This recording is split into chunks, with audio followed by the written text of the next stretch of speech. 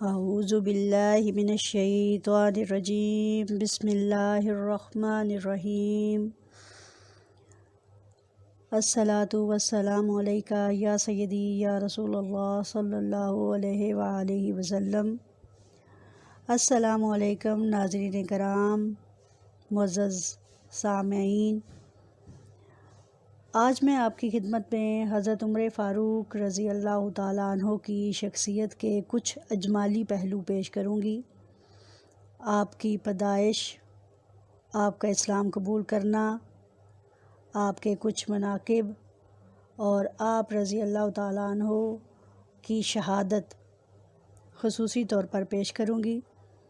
خلیفہ دوم حضرت سیدنا عمر فاروق رضی اللہ تعالیٰ عنہ اسلام کی وہ عظیم شخصیت ہیں کہ جن کی اسلام کے لیے روشن خدمات، جرأت و بہادری، عدل و انصاف، فتوحات اور شاندار کردار اور کارناموں سے اسلام کا چہرہ روشن ہے۔ حضرت عمر فاروق رضی اللہ تعالیٰ عنہ کا نام مبارک عمر بن خطاب، لقب فاروق اور کنیت ابو حفص ہے۔ آپ رضی اللہ تعالیٰ عنہ کا سلسلہ نسب 9ویں پشت میں حضور اکرم صلی اللہ علیہ وآلہ وسلم سے جا ملتا ہے۔ آپ رضی اللہ تعالیٰ عنہ سے قبل 40 مرد اور 11 عورتیں نور ایمان سے منور ہو چکی تھیں۔ آپ رضی اللہ تعالیٰ عنہ عام الفیل کے تقریباً 13 سال بعد مکہ مکرمہ میں پیدا ہوئے اور نبوت کے 6 سال 35 سال کی عمر میں مشرف با اسلام ہو کر حرم ایمان میں داخل ہوئے۔ حضرت سیدنا عمر فاروق رضی اللہ تعالیٰ عنہ وہ عظیم المرتبت شخصیت ہے جن کے لیے رسول اللہ صلی اللہ علیہ وآلہ وسلم نے اللہ سے خصوصی طور پر دعا مانگی تھی کہ اے اللہ، ابو جہل یا عمر بن خطاب دونوں میں سے اپنے ایک پسندیدہ بندے کے ذریعے اسلام کو غلبہ اور عزت عطا فرما۔ اور بے شک اس دعا کے ذریعے آپ کو معلوم ہوا کہ اللہ تعالیٰ کے پسندیدہ بندے حضرت عمر بن خطاب تھے، نہ کہ ابو جہل۔ ابو جہل تو اسلام کے پہلے مارکے میں ہی بری طرح قتل ہو گیا۔ حضرت سیدنا عمر فاروق رضی اللہ تعالیٰ عنہ آپ صلی اللہ علیہ وآلہ وسلم کی مراد ٹھہرے۔ ایمان کی لازوال دولت سے اللہ تعالیٰ نے آپ کو نوازا۔ چنانچہ حضرت عبداللہ بن عباس رضی اللہ تعالیٰ عنہ سے روایت ہے کہ جب حضرت عمر فاروق رضی اللہ تعالیٰ عنہ ایمان لائے تو حضرت جبرائیل علیہ السلام نازل ہوئے اور کہا، اے محمد صلی اللہ علیہ وآلہ وسلم، اہل اسلام نے حضرت عمر فاروق رضی اللہ تعالیٰ عنہ کے اسلام لانے پر خوشی منائی ہے۔ ماشاءاللہ۔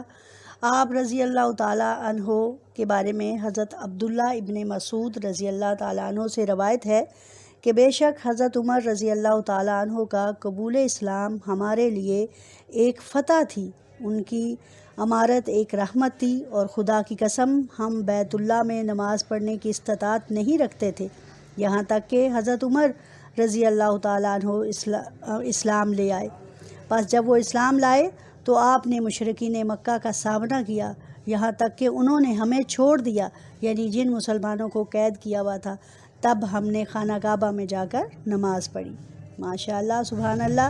حضرت عمر فاروق رضی اللہ تعالیٰ عنہ کی شان مبارک تو آپ کو کیا بتاؤں ناظرین کرام، کہ جب نبی کریم صلی اللہ علیہ وآلہ وسلم سب سے پہلے قیامت کے دن اٹھائے جائیں گے تو آپ صلی اللہ علیہ وآلہ وسلم کے دائیں ہاتھ میں حضرت ابو بکر صدیق رضی اللہ تعالیٰ عنہ کا ہاتھ ہوگا اور بائیں ہاتھ میں حضرت عمر فاروق رضی اللہ تعالیٰ عنہ کا ہاتھ ہوگا۔ دونوں آپ کے ساتھ چل رہے ہوں گے اور آپ دیکھیں کہ کہاں مقام ہے۔ اور پھر حضرت ابو بکر صدیق اور حضرت عمر فاروق کی شان کہ آپ ادھیڑ عمر بوڑھے لوگوں، جس عمر میں آپ نے وفات پائی اس عمر کے تمام لوگوں کے جنت میں سردار ہوں گے۔ کہاں شان کم ہے ان کی اہل بیت سے۔ آپ صلی اللہ علیہ وآلہ وسلم کے ساتھیوں میں سے ہیں، آپ کے شاگردوں میں سے ہیں، آپ کے مربی ہیں، آپ کے تربیت یافتہ ہیں۔ آپ صلی اللہ علیہ وآلہ وسلم سے جنہوں نے تربیت پائی ہو ان کی شان میں گستاخی کسی طور جائز نہیں۔ ناظرین کرام، اس پر غور کیجئے کہ میرے آقا کے یہ غلام میرے آقا کے یہ ساتھی کس قدر عزت کے لائق ہیں۔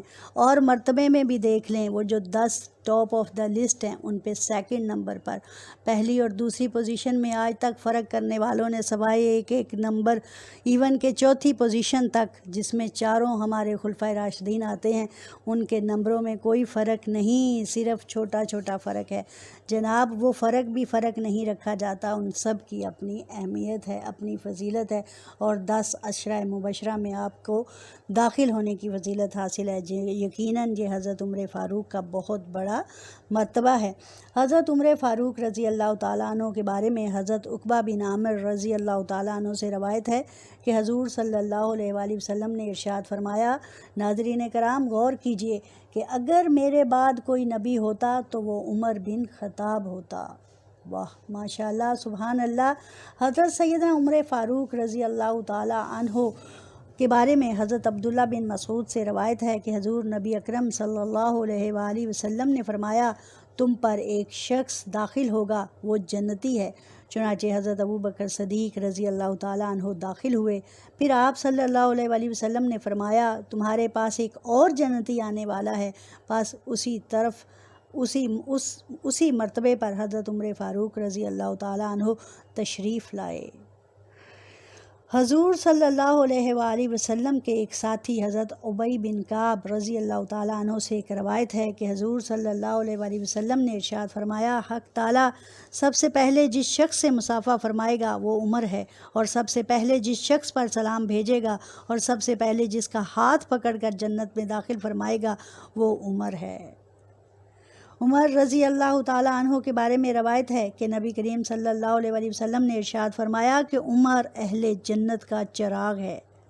حضرت سیدنا عمر فاروق رضی اللہ تعالیٰ عنہ ذہین، سلیم الطبع، بالغ نظر، صاحب رائے، اور قرآن کے متعدد احکامات آپ رضی اللہ تعالیٰ عنہ کی رائے کے مطابق نازل ہوئے۔ مثلاً اذان کا طریقہ، یہ اذان کا وہی طریقہ ہے جو خواب میں حضرت عمر فاروق کو دکھایا گیا اور سنایا گیا، اور حضرت عمر فاروق رضی اللہ تعالیٰ عنہ کو سنایا گیا اور یہی الفاظ دکھائے گئے۔ چنانچہ اذان کا طریقہ آپ ہی کی دعاؤں کے نتیجے میں ہوا۔ عورتوں کے لیے پردے کا حکم آپ کی وجہ سے ہوا، اور شراب کی حرمت بھی آپ رضی اللہ تعالیٰ عنہ کی وجہ سے ہوئی۔ چنانچہ ان کے فصیح و بلیغ اور بہترین ہونے میں اگر کسی کو شک ہے تو وہ اپنی عقل کا ماتم کرے، اور اس کے پاس اور کوئی حل نہیں۔ اسی طرح ایک واقعہ، ایک یہودی اور منافق مسلمانوں میں سے دونوں میں کسی دوران کسی معاملے پر ایک تنازع ہوا۔ انہوں نے حضور اکرم صلی اللہ علیہ وآلہ وسلم سے فیصلہ کروایا۔ حضور اکرم صلی اللہ علیہ وآلہ وسلم کے بیانات سننے کے بعد فیصلہ یہودی کے حق میں دے دیا۔ وہ منافق یعنی وہ دوسرا جو منافق مسلمان تھا، حضرت سیدنا عمر فاروق رضی اللہ تعالیٰ عنہ کے پاس آیا کہ آپ حمیت دینی میں اس کا ساتھ دیں گے، مگر جب آپ رضی اللہ تعالیٰ عنہ کو معلوم ہوا کہ حضور سرور کائنات صلی اللہ علیہ وآلہ وسلم مقدمہ کا فیصلہ فرما چکے ہیں اور اب منافق مجھ سے فیصلہ چاہتا ہے، تو تلوار اٹھا کر منافق کا سر قلم کر دیا۔ قرآن کریم نے سورہ نساء میں اس فیصلے کی توثیق کی، اور مستقل طور پر یہ اصول طے پا گیا کہ نبی کریم صلی اللہ علیہ وآلہ وسلم کے فیصلے کو آخری حیثیت حاصل ہے، اور جو اس فیصلے کو درست تسلیم نہ کرے گا وہ مومن نہیں، چنانچہ وہ واصل جہنم ہی ہونا چاہیے۔ اسلام کی آمد سے قبل عرب میں لکھنے اور پڑھنے کا خاص رواج نہ تھا، مگر حضور نبی اکرم صلی اللہ علیہ وآلہ وسلم جب مبعوث ہوئے تو قبیلہ قریش میں صرف 17 آدمی ایسے تھے جو لکھنا پڑھنا جانتے تھے، اور حضرت عمر فاروق رضی اللہ تعالیٰ نے اسی زمانے میں لکھنا پڑھنا سیکھ لیا۔ حضرت عمر فاروق رضی اللہ تعالیٰ عنہ کے دور کی اصلاحات، ان کے بعد فرامین اور ان کے معمولات کی ایک میں الگ سے انشاءاللہ ویڈیو آپ کو پیش کروں گی، اس میں بھی آپ کو کافی معلومات جو ہیں وہ باہم پہنچاؤں گی۔ آج جو میرا مین مقصد ہے وہ حضرت سیدنا عمر فاروق رضی اللہ تعالیٰ عنہ کی شہادت کا ذکر کرنا ہے، تاکہ ہمارے لوگوں کو یہ بات معلوم ہو کہ یہ کس قدر حضرت عمر فاروق کس قدر اعلیٰ ترین ہستی تھے، اور جن کے بارے میں آپ صلی اللہ علیہ وآلہ وسلم نے ان کی زندگی میں ہی یہ بات بتا دی تھی کہ حضرت عمر فاروق شہید ہونے والوں میں سے ہیں۔ حضرت سیدنا عمر فاروق رضی اللہ تعالیٰ عنہ کی شہادت کی خبر حضور نبی اکرم صلی اللہ علیہ وآلہ وسلم نے خود دی۔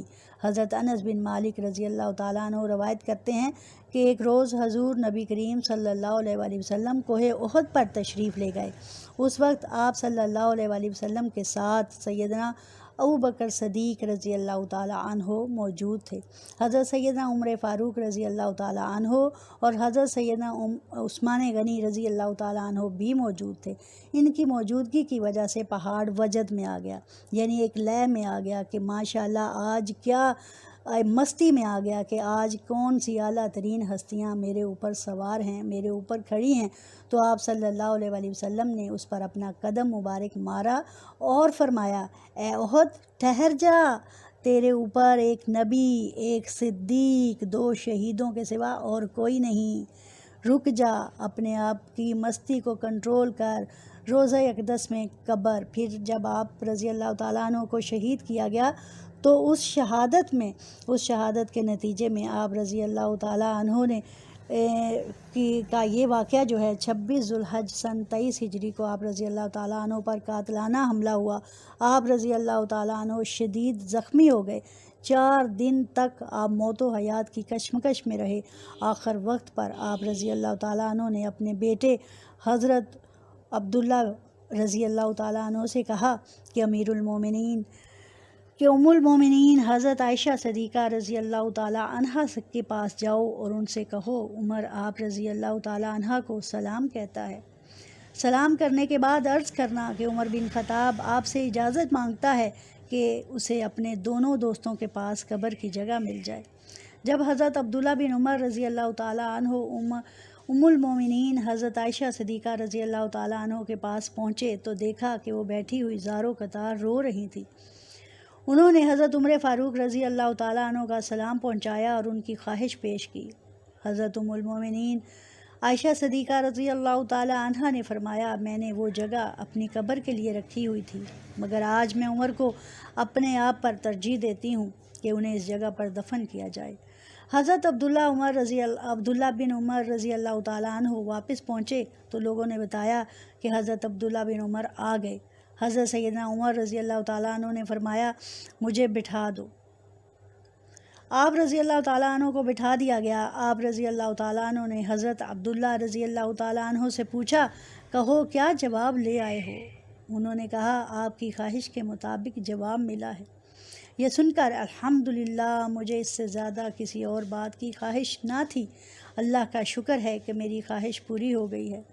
جب میری روح قفس انصری سے پرواز کر جائے تو ایک بار پھر حضرت سیدہ عائشہ صدیقہ رضی اللہ تعالیٰ عنہ سے اجازت مانگنا۔ اپنے بیٹے کو یہ نصیحت فرمائی اور کہا کہ جب میں وفات پا جاؤں تو پھر دوبارہ حضرت عائشہ کے پاس لے جانا اور ان سے اجازت مانگنا۔